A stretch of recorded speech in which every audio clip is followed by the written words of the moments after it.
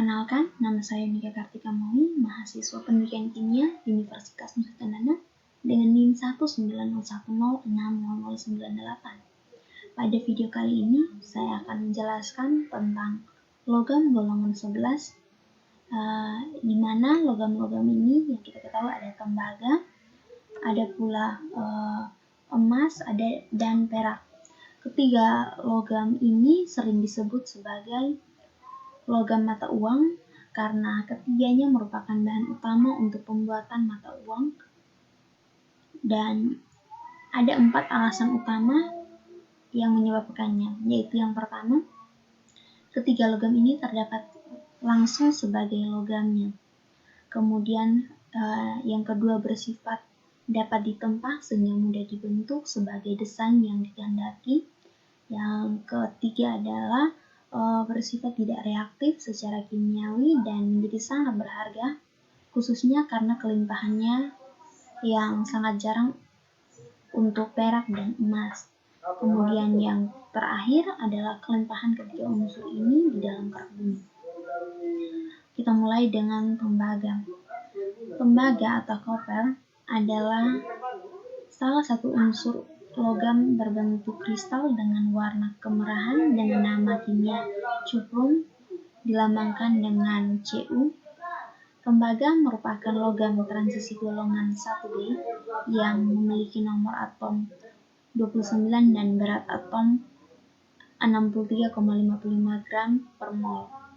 Tembaga di alam banyak ditemukan dalam bentuk persenyawaan atau sebagai senyawa padat dalam bentuk mineral. Sifat kimia dari logam tembaga adalah sebagai berikut.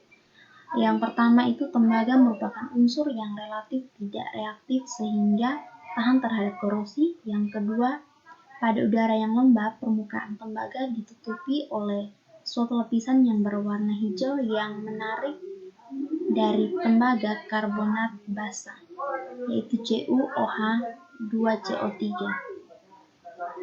Yang ketiga, pada suhu sekitar 300 derajat Celcius, tembaga dapat bereaksi dengan oksigen membentuk CuO yang berwarna hitam.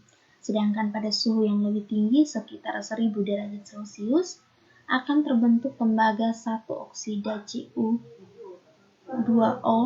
yang berwarna merah. Yang keempat, tembaga tidak diserang oleh air atau uap air dan asam-asam non-oksidator encer seperti HCl encer dan H2SO4 encer, tetapi HCl pekat dan mendidih menyerang logam tembaga dan membebaskan gas oksigen. Tembaga tidak bereaksi dengan alkali tetapi larut dalam amonia karena adanya udara membentuk larutan yang berwarna biru dari kompleks Cu konsentrasi NH3 4+.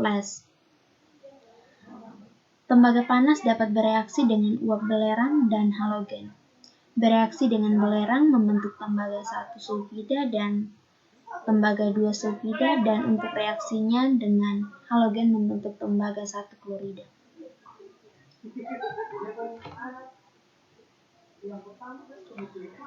Ini adalah proses pemurnian tembaga. Tembaga yang dihasilkan melalui ekstraksi dari biji sulfida masih belum murni. Pertama-tama, tembaga tersebut dibersihkan dari belerang yang tersisa, kemudian dipasang sebagai anoda untuk tujuan pemurnian dalam elektrolisis. Pemurnian menggunakan elektrolis tembaga 2 sulfida, tembaga kotor sebagai anoda, dan tembaga murni sebagai katoda. Diagram singkat dari elektrolisis tembaga dapat kita lihat pada slide. Kemudian pada katoda, ion tembaga 2 diubah menjadi tembaga, di mana reaksinya adalah Cu2+ ditambah 2 emin menghasilkan Cu solid. Dan pada anoda, tembaga diubah menjadi larutan sebagai ion tembaga 2, di mana reaksinya adalah Cu solid menghasilkan Cu2+ ditambah 2 emin. Pengotor pada anoda akan terlucuti menjadi lumpur anoda, sedangkan katoda akan habis menjadi ion tembaga 2. yang selanjutnya diubah menjadi tembaga murni pada anoda. Kemudian kita masuk pada perak. Perak muncul secara alami dalam biji argentit Ag2S dan horn silver AgCl. Biji-biji timah, kemudian timbal timah dan tembaga emas dan perunggu ke nikel merupakan sumber-sumber penting untuk menambang perak. Di dunia belahan barat Meksiko, Kanada, Peru, dan Amerika Serikat merupakan negara-negara penghasil perak. Kemudian, perak juga dapat diambil dalam proses pemurnian tembaga secara elektrolisis, di mana perak yang dijual secara komersial mengandung setidaknya 99,9% perak, dan perak murni dengan kandungan 99,99 lebih persen juga tersedia secara komersial. Perak murni memiliki warna putih yang terang, dan unsur ini sedikit lebih keras dibandingkan emas dan sangat lunak untuk dibentuk. Terkalahkan hanya oleh emas dan mungkin palladium. Perak murni memiliki konduktivitas kalor dan listrik yang sangat tinggi di antara semua logam dan memiliki resistansi kontak yang sangat kecil.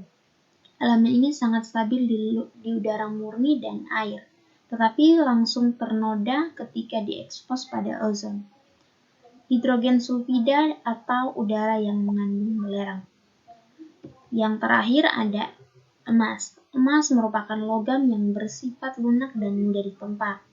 Emas terbentuk dari proses magmatisme atau pengkonsentrasian dari permukaan bumi. Mineral emas terdiri dari emas natif, elektrum emas tellurida, dan sejumlah paduan unsur-unsur belerang, kemudian ada antimon dan selenium. Emas digunakan sebagai standar keuangan atau perhiasan dan elektronik. Sekian penjelasan saya mengenai golongan logam golongan 11. Terima kasih.